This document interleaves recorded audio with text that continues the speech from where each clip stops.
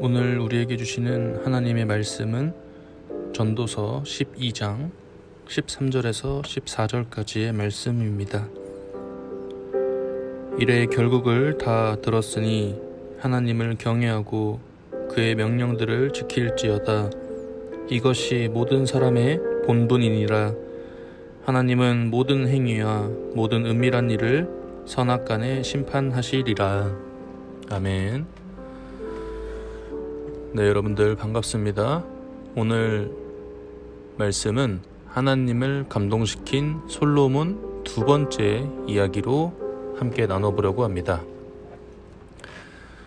솔로몬의 신앙적 본보기는 저번 주에 말씀드린 것과 같이 왕위에 오르고 난 후에 1000번제를 드린 것과 백성을 잘 다스리기 위해 하나님께 다른 것을 구한 게 아니라 지혜를 구했던 것에서 볼 수 있었던 그런 겸손한 왕으로서의 자세입니다.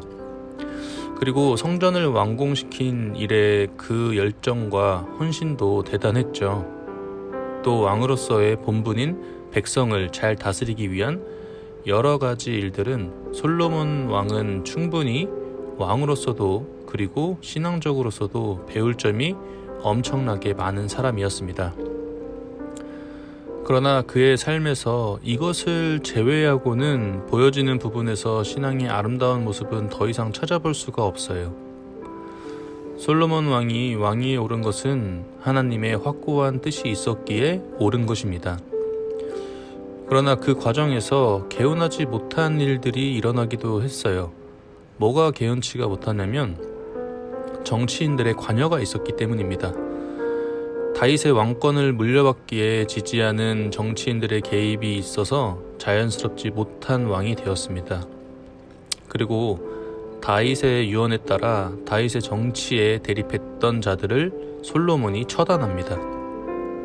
요압이라는 장군은 다윗의 충성된 장군이었어요. 그러나 다윗의 명령을 무시하고 살해를 저지른 일이 있었는데 그 이후로 솔로몬에게 유언으로 요압 장군을 죽이라고 합니다. 그리고 이미 오래전 용서를 약속했던 베냐민 지파의 시므이에게까지 아들 솔로몬의 통치를 위해 죽일 것을 명합니다. 이에 솔로몬은 아버지의 유언이면서 동시에 자신의 든든한 왕권을 위해서 술수와 함정을 만들어 그를 제거합니다. 이들 부자의 모습은 마치 생존 경쟁에서 걸림돌이 되는 사람이라면 여지없이 제거하여서 자신의 입지를 확고히 하려고 하는 지금의 모습과도 똑같은 모습이죠. 자신의 입지에 피해가 된다고 판단되면 사랑으로 해결하기보다는 잔인하게 자신의 뜻과 맞지 않는 사람들을 생매장시키려는 그러한 사람들과 다르지 않습니다. 그리고 아도니아 사건도 솔로몬이 그의 형 아도니아의 부탁에 격분하여서 형을 처형시킨 이유도 아도니아의 교활한 계획 때문으로 보이기는 하지만 솔로몬 왕은 왕권을 노리고 이를 저질렀다고 생각하고 아도니아를 처형시킨 것입니다. 정치적인 그리고 왕의 권력으로 형제끼리 싸우고 처형하고 이런 것은 정말 말도 안 되는 일이고 정말 가슴이 찢어지는 일이기도 하죠. 솔로몬이 왕위에 올라서 1000번제를 드리기 전부터 행한 외교 정치는 이방 강대국 왕의 딸을 아내로 삼아서 그 강대국과 동등한 위치에 올라 있음을 만방에 과시하려고 했던 정략 정책이었습니다. 물론 그의 외교 정책을 달리 평가한다면 왕이 초기에 그의 신앙 행위는 그런대로 존경할 만한 것입니다. 그러나 세월이 가면서 그 모습이 점점 변질되어 갔어요. 그의 부와 관세가 천하의 10왕을 능가하면서 그는 모압, 암몬, 에돔, 시돈, 헤스 같은 이방족 속으로부터 많은 아내를 취하기 시작합니다. 여기서 한 가지 짚고 넘어가야 할 점은 하나님은 일찍부터 이스라엘 백성에게 이방 여인들과의 결혼을 금지시켰어요. 이방 여인들이 하나님의 백성을 유혹시켜서 그들의 신을 섬기게 함으로 결국에는 하나님을 떠나게 할 수 있다라는 그러한 이유에서 하나님께서는 이방 여인들과의 결혼을 금지시켰습니다.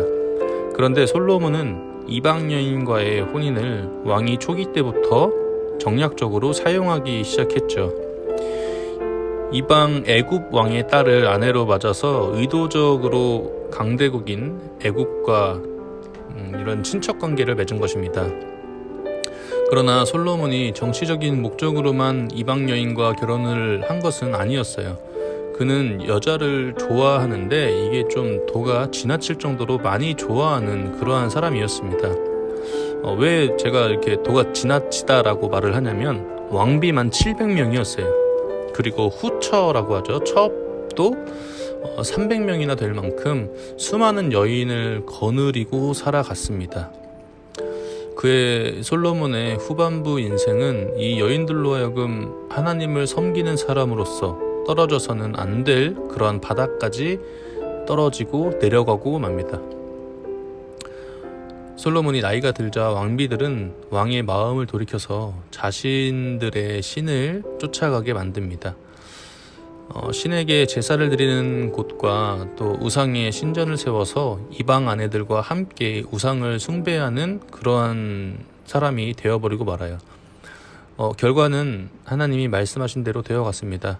수많은 이방 아내들은 솔로몬으로 하여금 우상을 함께 섬기는 자리로 이끌었으며 우상의 신전까지 지어주게 하는 자로 타락시키고 만 것이죠. 정말 끝까지 갈 때까지 간 솔로몬은 인생의 마지막에서 깨달았습니다.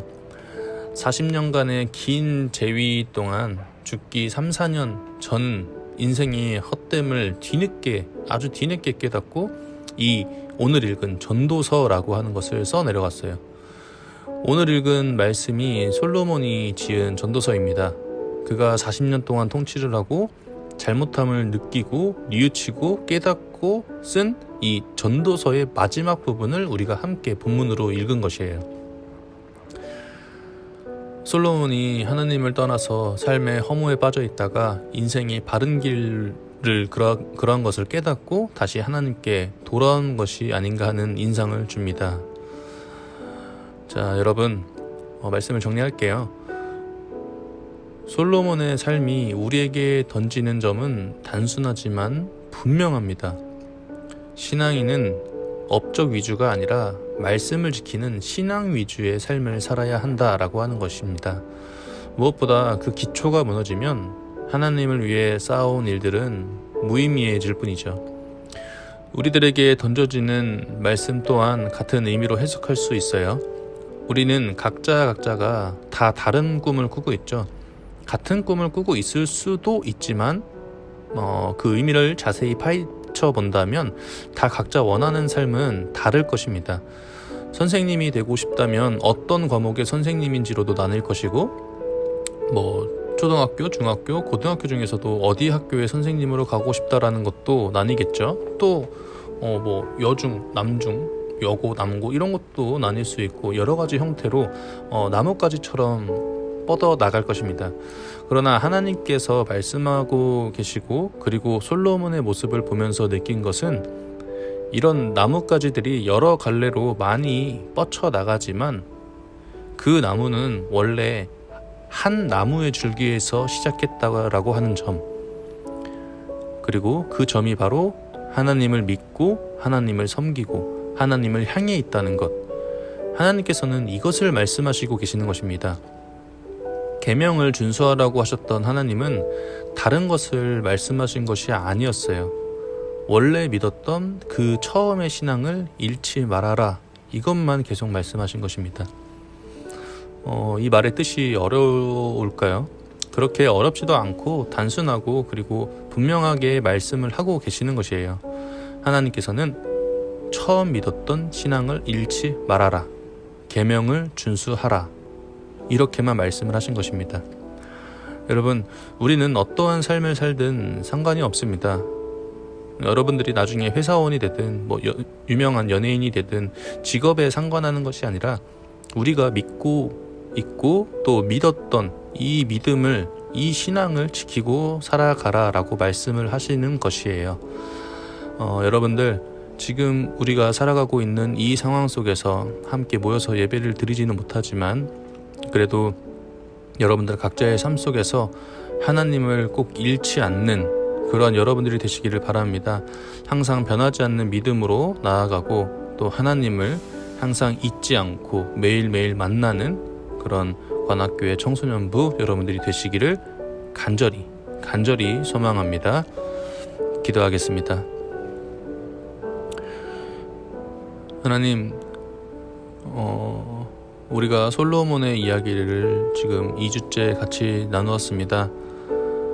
우리의 모습이 어떤 모습이든 그리고 어떠한 모습으로 자라나고 커가든 언제나 그 중심만은 하나님이 있게 하시고 우리의 처음 믿는 이 신앙과 이 믿음으로 언제나 주님께서 우리 청소년부 아이들을 지켜주시고 흔들리지 않도록 올바른 길만 갈 수 있도록 그리스도인의 길을 갈 수 있도록 주님께서 언제나 지켜주세요. 지금 여러 가지로 많이 힘이 듭니다. 하지만 그 힘든 것에 흔들리지 않고 세상에 흔들리지 않고 오직 하나님만 바라보고 걸어가고 나아갈 수 있는 그런 귀한 그리스도인이 관악교회 청소년부 아이들이 될 수 있도록 언제나 함께 해주세요. 감사드리며 예수님의 이름으로 기도드립니다. 아멘.